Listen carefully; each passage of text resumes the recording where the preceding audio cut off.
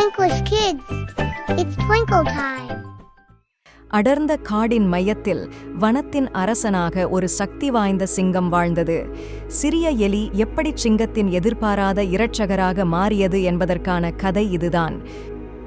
ஒரு நாள் சிங்கம் ஒரு மரத்தின் கீழ் அமைதியாக தூங்கிக் கொண்டிருந்தது.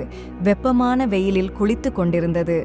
அச்சன்பாக காட்டின் தரையில் ஓடிக்கொண்டிருந்த ஒரு சிறிய எலி தவறுதலாக சிங்கத்தின் பாதத்தில் ஓடிவிட்டது. தூக்கத்திலிருந்து திரும்பி பார்த்த சிங்கம் எலியை தனது பெரிய பாதத்தின் கீழ் சிக்க வைத்தது. என்னுடைய தூக்கத்தை தொந்தரவு செய்வது உனக்கு எப்படி தைரியம்? சிங்கம் கத்தியது, தன் கூர்மையான பற்களை காட்டி.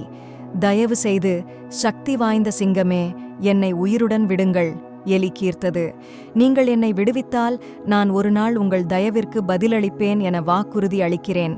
சிறிய எலியால் தன்னிடம் உதவ முடியும் என்ற கருத்துக்கு சிங்கம் சிரித்தது.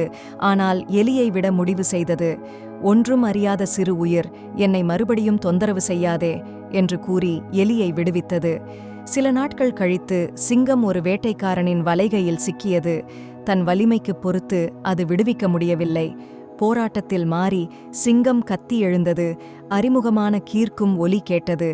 தன்னால் உயிரை காப்பாற்றிய சிறிய எலி விரைவாக வந்து சேர்ந்தது. கவலைப்படாதே நண்பா என்று எலி சொன்னது. தன்னுடைய கூர்மையான பற்களை பயன்படுத்தி எலி கயிறுகளை கடித்தது. சிங்கம் விடுதலையாகி விடந்தது.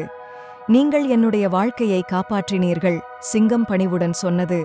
நான் இப்போது பார்க்கிறேன், சிறிய உயிர்களும் பெரிய உதவியாக இருக்கலாம். கதையின் நீதி குறிப்பு: எவ்வளவு சிறியதாக இருந்தாலும் எந்த கருணையின் செயலும் வீணாகாது என்பதே. சிறிய நண்பரும் மிக மதிப்புமிக்கதாக நிரூபிக்க முடியும்.